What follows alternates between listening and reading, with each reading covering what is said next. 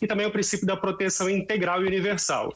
Nesses casos, então, mesmo o consumidor não tendo dado causa a esse cancelamento do contrato de transporte terrestre, nem mesmo também o fornecedor, mas cabe ao fornecedor, aplicando-se a teoria do risco-proveito, que é conhecido popularmente como risco do negócio. Esse risco do negócio ele está sempre com o fornecedor, ele não pode nunca ser transferido, ou mesmo dividido com o consumidor.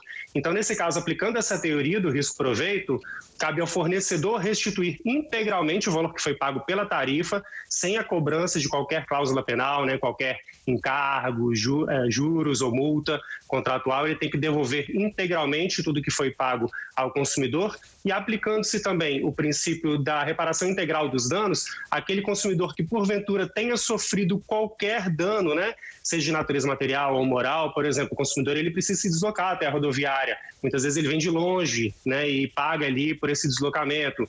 Ele teve ali esse cancelamento do seu contrato de transporte e vai ter que pernoitar perto ali no município da rodoviária, ele tem que arcar com o serviço de hotelaria, por exemplo. Então, todos esses prejuízos se enquadram no prejuízo de ordem material e ele deve ser ressarcido pelo fornecedor de serviço. Então, uma água, um almoço, porque tem gente que às vezes chegou ali cedo, não conseguiu ainda viajar, uma noite, uma hospedagem que se precisar também. Tudo isso a empresa deve arcar, tem que arcar com isso. E a empresa que não arcar, doutor? E aí, como que a pessoa comprova? Tem que juntar as notas fiscais?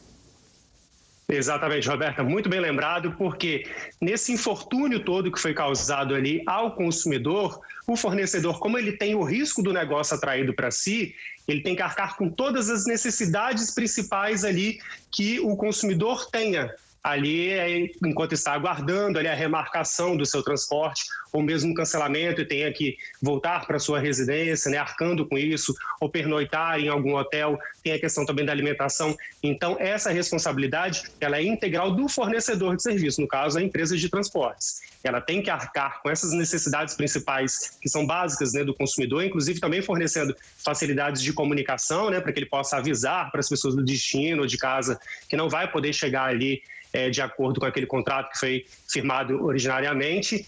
E então o fornecedor que se recusar a cumprir com essas necessidades básicas do consumidor, o consumidor vai ter, infelizmente, ali que arcar por conta própria, mas ele deve guardar todos esses recibos, todas essas notas fiscais, guardar ali para poder pleitear futuramente junto aos órgãos fiscalizatórios, a ANTT, por exemplo, ou mesmo os órgãos de defesa do consumidor, os PROCONs do estado ou do município, para poder pleitear esse ressarcimento desses danos morais que ele, porventura, veio a sofrer, ou mesmo se optar também por acionar o Poder Judiciário por meio de juizados especiais ali, se ele entendeu que o aborrecimento, o transtorno que ele passou em razão desse inadimplemento, desse descumprimento contratual, ultrapassou ali o razoável, e ele pode pleitear uma indenização por danos morais, e para isso ele tem que procurar o Poder Judiciário. Tá certo, tudo muito bem esclarecido, doutor Sérgio França, obrigada pela sua participação aqui no Fala Espírito Santo mais uma vez, um grande abraço, viu? Boa tarde.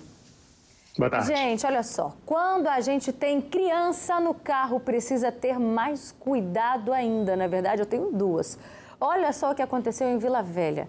Um menino de 4 anos ficou gravemente ferido em um acidente. Vamos ver? O cenário era esse: um carro atravessado na ciclovia, parcialmente destruído, um ônibus com parte do vidro da frente quebrado e o para-choque amassado. No chão, restos de produtos que foram danificados com o impacto da batida. O motorista do carro de passeio estava voltando do supermercado com o irmão e o sobrinho de 4 anos quando aconteceu o acidente. 3 pessoas ficaram feridas, dentre elas a criança que estava em estado grave. Já as outras vítimas seriam uma passageira do ônibus e o motorista do carro, que acabou quebrando o dedo. O motorista do carro de passeio não quis gravar entrevista, mas contou pra gente que a criança que estava no banco de trás ficou bastante ferida. Ela tem apenas 4 anos e foi levada para o PA da Glória, mas em seguida foi transferida para o IMABA, porque precisou ser entubada. O condutor do Transcol não quis gravar entrevista, mas disse que os dois estavam indo no mesmo sentido, o carro na pista da esquerda e o coletivo na direita. Depois do sinal, tem uma entrada para a rua Coronel Otto Neto. Só que quem está na rodovia Darly Santos indo direto é proibido virar à direita. Mas mesmo assim, o motorista do carro entrou na frente do ônibus e tentou fazer a conversão de forma errada. Acabou sendo arrastado pelo coletivo, rodou na pista e foi parar na ciclovia. Mas o motorista do veículo contou uma outra versão. Disse que ele e o outro condutor estavam indo sentido Jockey de Taparica, Novo México, quando ele freou por conta do sinal que já estava aberto, mas tinha outros carros na frente. Foi aí que o motorista do ônibus veio atrás, bateu e o carro acabou rodando na pista e ele foi parar na ciclovia. A nossa equipe entrou em contato com a família do menino de 4 anos que informou que os médicos já descartaram, graças a Deus, a possibilidade de um coágulo, mas que o pequeno segue entubado e deve ficar em observação para que seja avaliada a evolução do quadro médico. E agora a gente vai mudar de assunto porque tem mutirão de negociação de dívidas que começa hoje.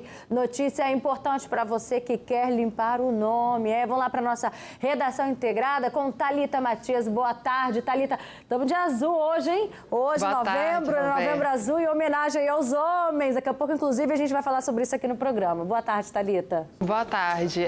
Falando sobre esse mutirão, os consumidores têm até o dia 30 de abril para aproveitar esse segundo mutirão nacional de negociação de dívidas que acontece este ano. A ação é conjunta entre o Banco Central, a Federação Brasileira de Bancos, também a Secretaria Nacional do Consumidor e dos PROCONs de todo o país. O mutirão oferece oportunidade de renegociação de dívidas com desconto e parcelamentos.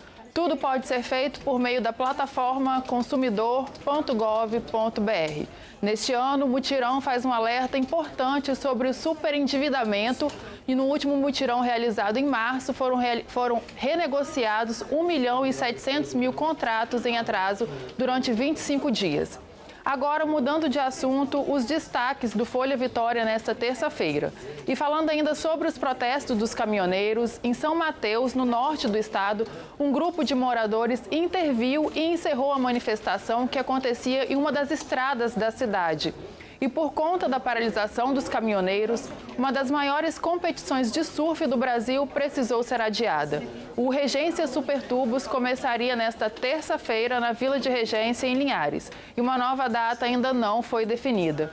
Tem ainda um novo alerta de queda de temperatura aqui no estado. Segundo o Instituto Nacional de Meteorologia, pode haver queda de até 5 graus. O alerta é válido até às 12 horas desta quarta-feira, feriado do Dia de Finados. Roberta?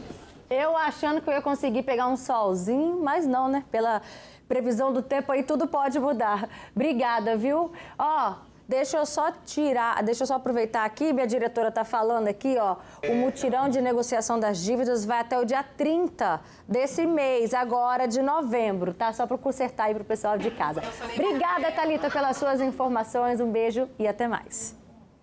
E agora a gente vai ver uma reportagem que foi feita pelo nosso querido Lucas Pisa, jornalista muito querido aqui da TV Vitória, que traz um dado preocupante, um dado de cortar o coração, gente. Cresceu o número de bebês internados por desnutrição aqui no Brasil. Vamos entender, então, os motivos. Roda aí. Cada refeição é contada. O que as crianças almoçaram hoje? Arroz e feijão tradicional. Não teve um ovo? Não. Carne? Não. São 5 filhos pequenos. A Maiara cuida de todos sozinha. A única renda é R$600 do Auxílio Brasil, que não dá para alimentar todos. Aí é leite que compra, que ela também agora está mamando a madeira, então acaba não dando. Maiara vive em situação de extrema pobreza. Fazer todas as refeições não é uma certeza. Um estudo do Instituto Fiocruz revelou que a insegurança alimentar atinge também aqueles que, mesmo em casas muito pobres, são os primeiros a comer. Uma criança que não se alimenta de forma adequada, por exemplo, não está amamentando e também não há introdução de outros alimentos, essa criança ela vai ficar mais vulnerável. Cresceu no Brasil o número de bebês de até 1 ano que ficaram internados por desnutrição. Em 2021, o Brasil registrou 8 internações por dia.